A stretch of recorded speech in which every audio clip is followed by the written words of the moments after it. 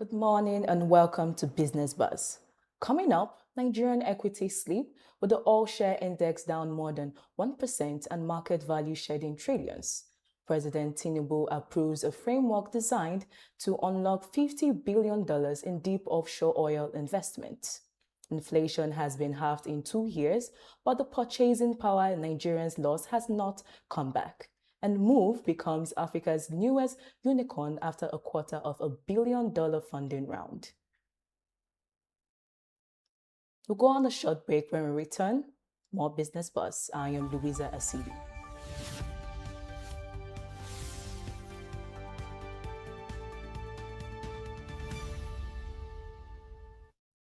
Welcome.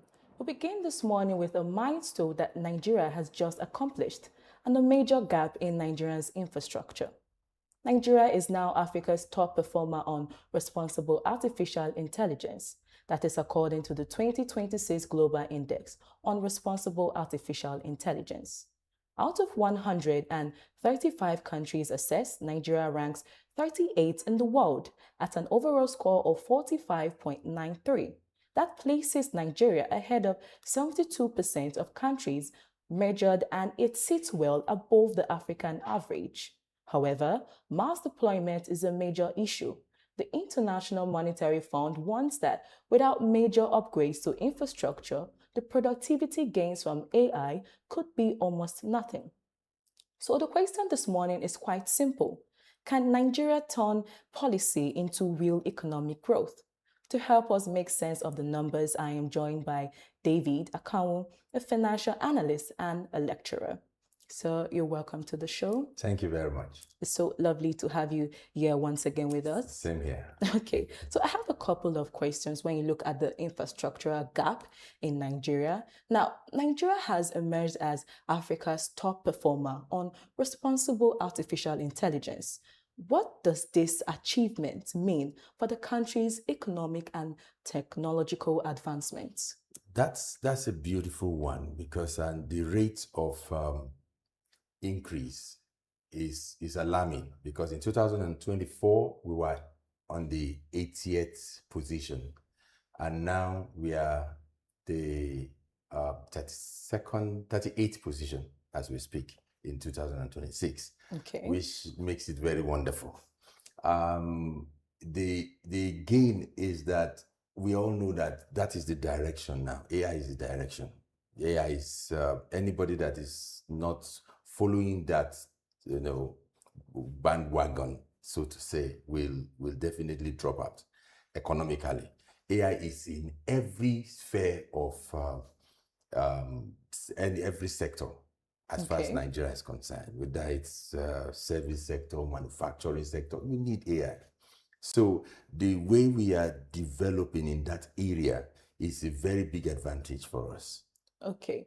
You said so that Nigeria ranks at the 38th out of 135 countries. Yeah. Yes, with a score of 45.93. Yeah. Now, how do you think the public should interpret this ranking and score? What it means now is that the stage is set for the implementation of AI. The government is definitely doing their best. That is why we have ranked this high. So what people really need to do now is to make sure that they use this opportunity to start using AI, because that's where the gap is. The inclusiveness, everybody coming into it, understanding how to use it responsibly. And by the time they understand it and they start catching it on it, economically, things will start getting better. Okay. Now, do you think there are specific factors that may have contributed to Nigeria's strong performance on the global index on responsible artificial intelligence? Yes. It's they looked at the certain factors like the labor and skill,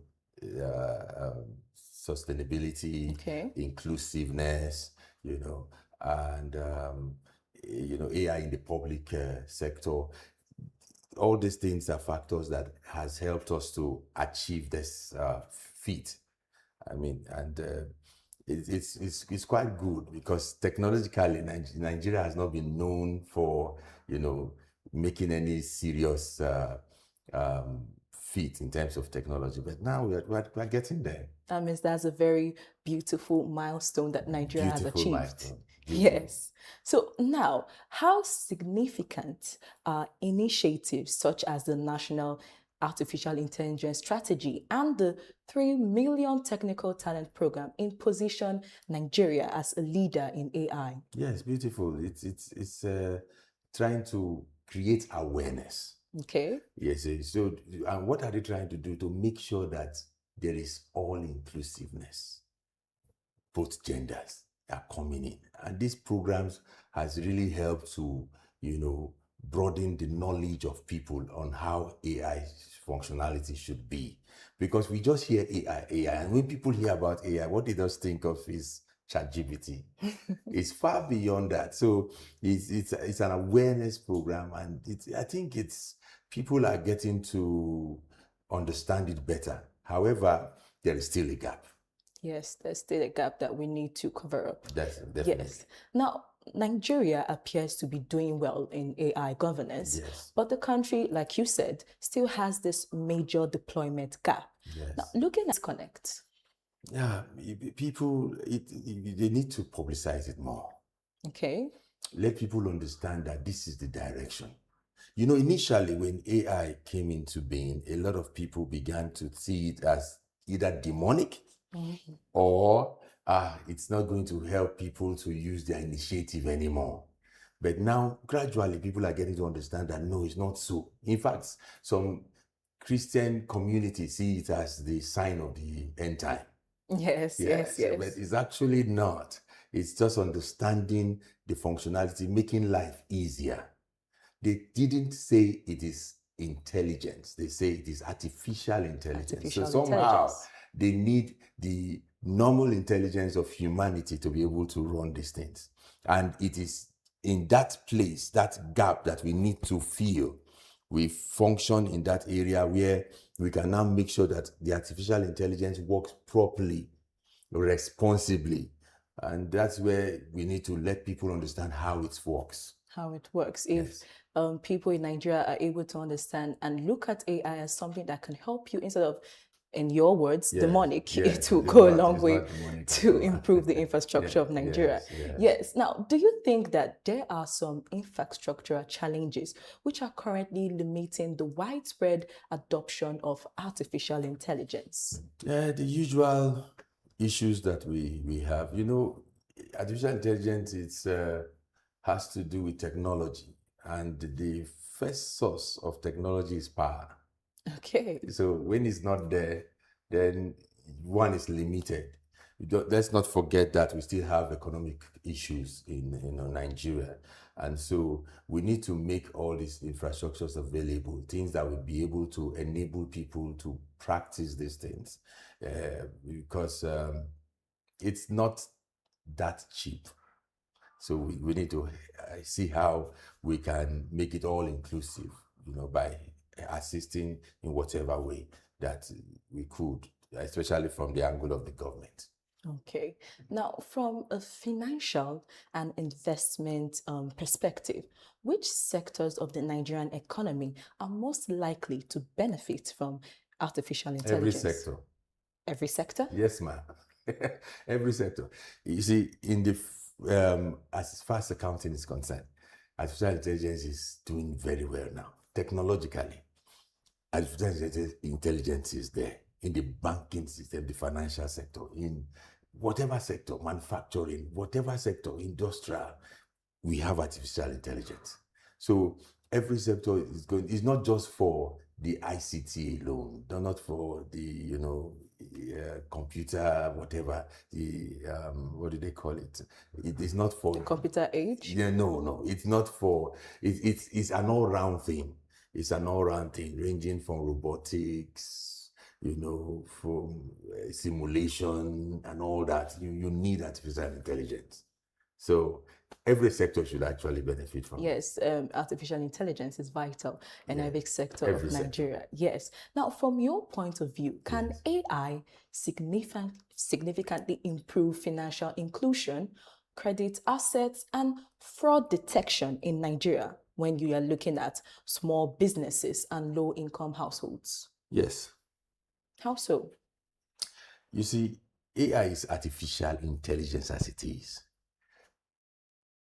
We have some technologies already on ground where, credibility can be read from your information, even from your gesticulation. It can pick that there's an issue somewhere. We have, for example, lie detectors. Then AI can help you to search the system where you don't know your name is already existing. AI can pull it out. That's a very, I would say, wonderful thing to use AI for. That is It can help to curb crime and a lot of Yes. things if it's used properly. If it is properly. Yes. Now, do you think there are risks that Nigerian workers could face if the country adopts AI into without investing adequately in reskilling and digital education? That is where the problem lies. First of all, we shouldn't just be looking at government. We should be looking at ourselves. It's already clear the direction that AI is going. If care is not taken, AI is going to take a lot of jobs from people. So, but AI cannot function on its own. It needs people. So people should start improving, developing themselves to understanding different aspects of AI. AI is vast. When we say AI, it's just very vast. So you should be able to pick an area. Are you a designer? AI is there for you. Are you a financial analyst? There are some AI packages there for you. So you should be able to begin to professionalize in your area using AI so that by the time Nigeria fully follows that, way, then you'll be okay. You'll be there. You are ready. You are available. The opportunity comes. You are prepared, because when opportunity means preparedness, then that is what is called opportunity. So people should first of all learn how to adequately use AI systems, first of all, which will in turn help their businesses to grow. Simple. Yes. Now, how can policymakers encourage innovation and private sector investment in AI while also protecting citizens from issues such as data misuse, algorithm bias, and job losses? There should be policies that should kick against some of these things. It's like professional hacking. You need it sometimes to be able to get into a system that is that you are locked out from. Now, the AI too is good, but if you are not careful, you will use it wrongly. So there should be laws to guide against these things. And technically too, there should be some, technicalities put in place so that when you are using AI and you use it wrongly, there will be a system that can regulate you, that can notice it and regulate you. And where you need to be, disciplined, you should be called in for it. Okay, so policies should be put in place to make sure that some of these issues don't rise up. If not, they will misuse it. Okay, now in practical terms, what do you think Nigeria should do over the next 5 to 10 years to convert its strength in AI governance into meaningful economic growth? Yes, like this 3 what do you call it? The 3 million. 3 million. What do they call it? Investment program. Yes, the issue is this talent hunt. Yes, talent hunt. Yes. Nigeria should go further. Create avenue where you begin to, because when people know that there's benefit in a thing, they will invest in it. So by the time you say, okay, we are doing talent hunt again, you are rewarded if you do well. You go without anything if you don't do well. a lot of people will start seeing it as there's something here, and people will start focusing there because people are hungry, and if you give them these carrots, they will go after it. Yes, And that's what it is. So people are hungry to show themselves Yes. in every capacity that's been given to That's them. true. And AI would be a wonderful platform to Wonderful. put them on Wonderful. if used properly and Yes, responsibly. responsibly. word. Yes, that's a very wonderful milestone for Nigeria. I'm really, really impressed and happy for Nigeria. True. So it's so lovely having you here today. Thank I you think very you have much. opened my eyes a little more on the AI topic, and I'm really glad to have you. Thank you very much. Thank you. Thank So you. we'll go on a short break. When we return, more Business Buzz.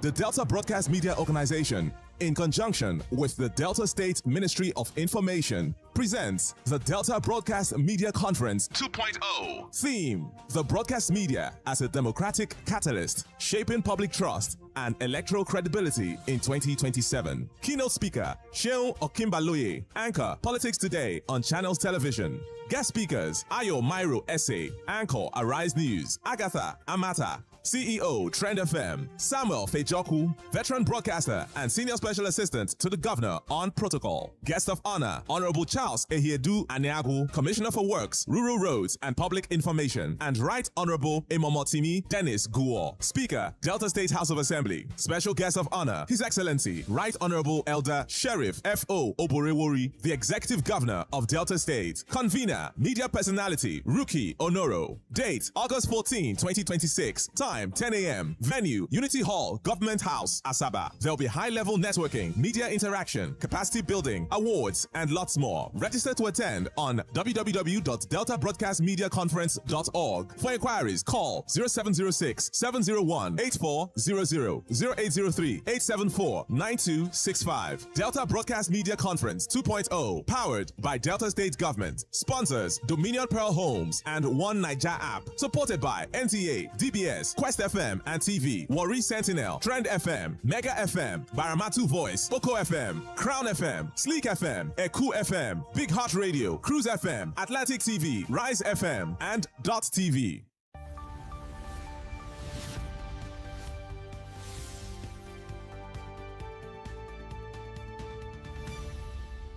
Welcome back. Let's look at the Nigerian exchange, where the equities were under pressure on Wednesday.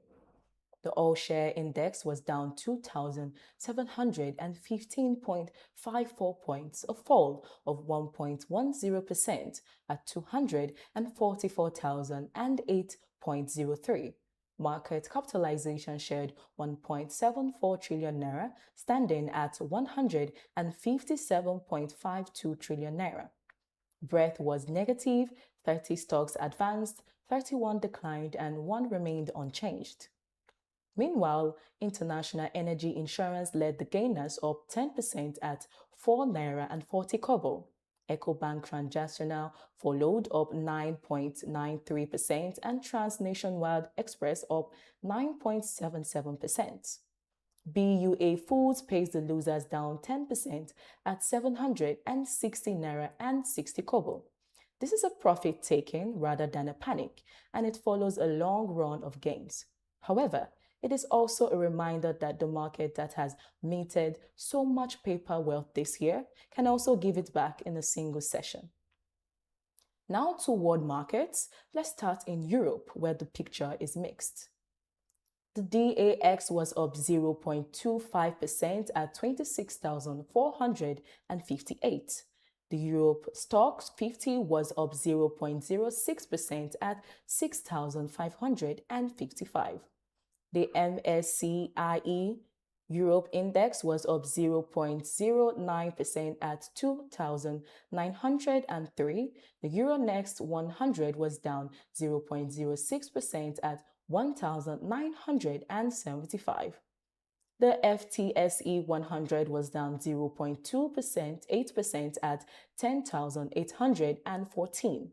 And the CAC 40 was down 0.42% at 8,678. Over in Asia, the Kospi was up 3.68% at 6,579, while the Nikkei 225 was up 0.83% at 67,524.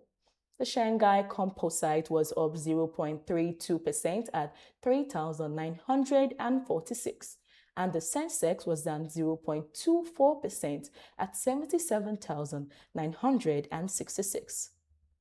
The S&P ASX 200 was down 0.45% at 9,209, and the Hang Seng was down 0.83% at 25,440. Now turning to Africa, Egypt's GEX 30 was up 0.38% at 55,039. Morocco's MASI was up 0.65% at 18,825. Ghana's GSE Composite was up 0.12% at 15,296. Kenya's Nairobi All-Share was up 0.42% at 237. Zimbabwe's ZSE All-Share was up 6.30% at 470. And South Africa's JSE All-Share was down 0.79% at 116,989. Now to energy and commodities. Brent crude was down 0.45% at $88.51 a barrel. The United States benchmark, West Texas Intermediate, was down 0.35% at $82.91. Gold was up 0.76% at $4,474 an ounce, while silver was up 1.59%, copper up 0.29%, and natural gas was up 1.23%. Also, prices are holding a war premium because the Strait of Hormuz remains effectively closed, with Tehran insisting the United States naval blockade must be lifted first. However, Iran and Oman are still negotiating transit routes through the waterway. Back on Wall Street, the S&P 500 was up 0.30% at 7,751, while the Dow was up 0.12% at 53,854. The Nasdaq was up 0.61% at 26,605. The Russell 2000 was also up 0.61%, and the Volatility Index was down 2.16% at 14.95. Among the movers, CoreWeave was up 19.24%, Nebus Group up 17.09%, Supermicro Computer up 15.05%, and Nokia up 8.19%. And finally, on the currency markets, the euro was little changed against the dollar at $1.15.5. The dollar was down 0.18% against the yuan at 158.98. Also, the dollar was down 0.10% against the pound, down 0.07% against the Canadian dollar, and down 0.31% against the Australian dollar. The dollar index was also down 0.14% at 99.69. However, traders are positioned for the United States Consumer Price Index for July, as there would be forecasts for release later in the session. Let's take a quick break, the energy sector, when we return.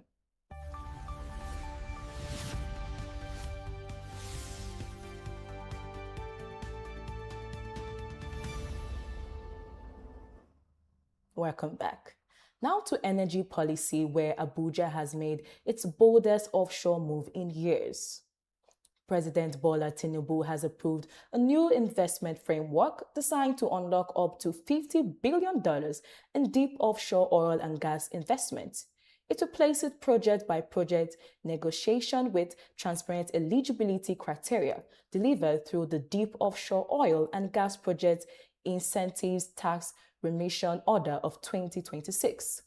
The first development in line is the $10 billion Bonga Southwest project operated by Shell. Nigeria has struggled for years to compete for offshore capital against cheaper, simpler basins. The test now is whether rules-based certainty receives revised fields that have sat idle for a decade, and whether the promised local fabrication and engineering work actually lands in Nigeria. Still on oil and the argument over who gets the barrels. The federal government is weighing changes to how domestic crude is allocated and priced, with regulators reviewing the domestic crude supply obligation this week. One proposal would let producers deliver crude directly to a nearby refinery and reconcile the volumes later. Another would give refiners a discount reflecting freight costs built into Brent-linked pricing but never actually incurred. Dangote says the present structure adds $3 to $4 a barrel to its feedstock bill. The stakes are visible in the numbers. Crude and condensate delivered to local refineries rose to 53.7 million barrels in the second quarter, and Dangote accounted for 98% of it. Meanwhile, let's look at the cost of living. Nigeria's average inflation rate fell to 15.51% in the first half of this year, from 23.47% a year earlier. This is less than half the 32.77% averaged in the first half of 2024, at the peak of the post-subsidy shock. However, economists are careful to draw the distinction. Slower price increases are not falling prices, and the purchasing power lost during the surge has not been recovered. The harder task now is whether wages, employment, and productivity can catch up with a permanently higher cost base. Let's take a quick break. When we return, we'll look at where the Naira stands against the pound.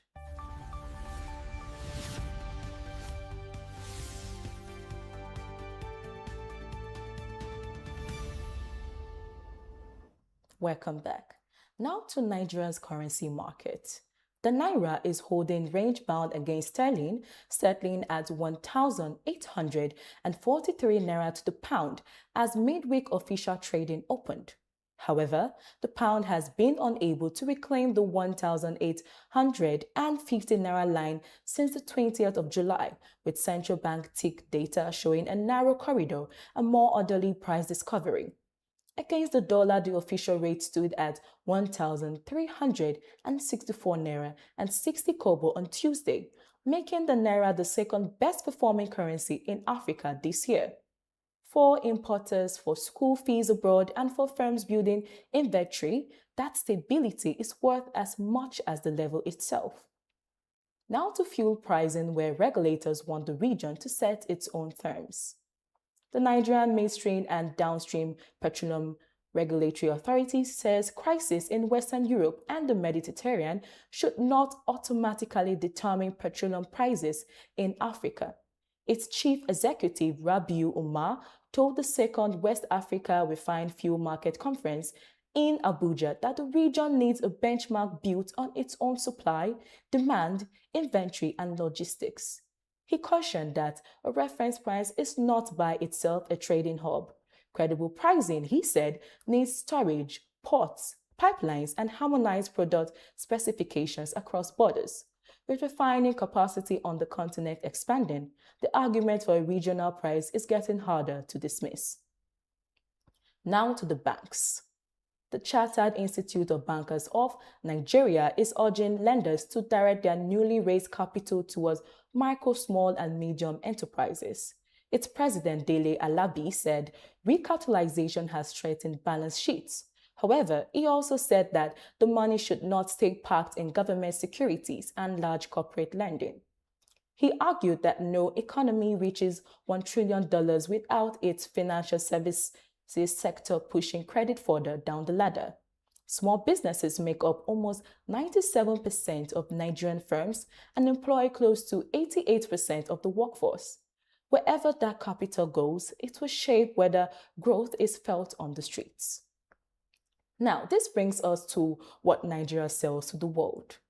A report from Rome Business School Nigeria says the country is losing billions of dollars by exporting raw materials instead of processing, branding, and marketing finished products. Nigeria supplies about 40% of the world's raw share nuts, but captures roughly 1% of a global share products market worth $6.5 billion. That same pattern repeats in cocoa, leather, and spices. In petroleum, Nigeria retains around 15% of the sector's value, against more than 40% in Brazil. The report's conclusion is blunt. The constraint is not resources or entrepreneurs, rather, it is the missing links between production, processing, branding, and global distribution. Now, onto the fiscal side.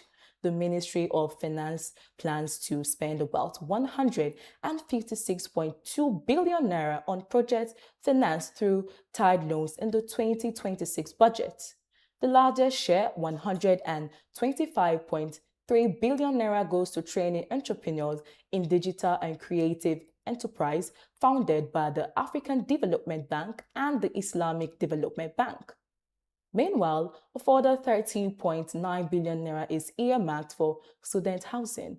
It sits inside a budget carrying a deficit of 23.85 trillion naira, which keeps the focus squarely on whether borrowed money delivers measurable returns. It's time now for another break. When we return, Nigeria's millionaire count is rising again.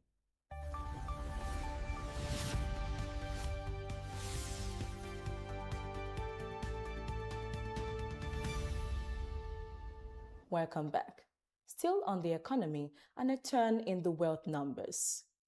Nigeria added 900 millionaires in the past 12 months, the first annual increase since 2021.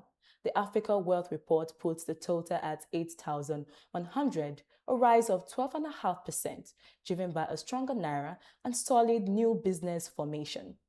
Nigeria remains fourth among Africa's 5 largest wealth markets, behind South Africa, Egypt, and Morocco, and ahead of Kenya. Though the millionaire population is still 46% below its 2013 level, this is a recovery, not a reversal. Now to technology. Move, the Nigerian-born mobility company, has become Africa's newest unicorn. A $250 million Series C round led by Mobalada Investment Company values the business at $2.1 billion, up from $750 million in 2024. Founded in Lagos in 2020 with 76 vehicles, Move now runs about 42,000 cars across 29 cities in 13 countries. The money funds its autonomous vehicle business, where it already operates as a fleet partner at Waymo in Phoenix and Miami, with London earmarked as the first international step. We'll have one more break. Still ahead, more business buzz.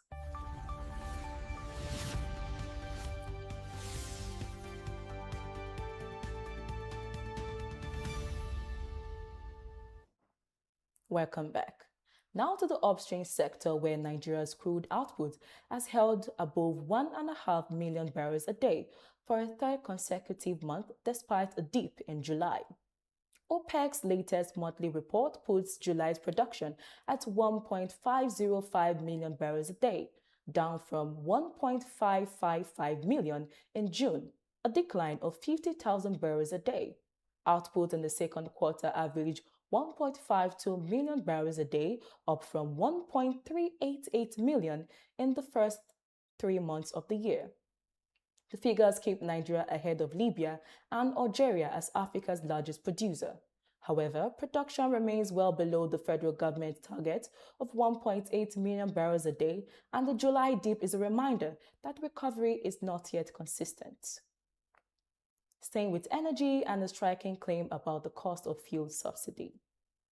The chairman of the Nigerian Revenue Service, Zach Adedeji, says keeping the petrol subsidy would by now be costing the government 53 trillion naira given the current global conditions. He also claims the naira would be trading at around 3,500 to the dollar had the subsidy and exchange rate reforms not been carried out.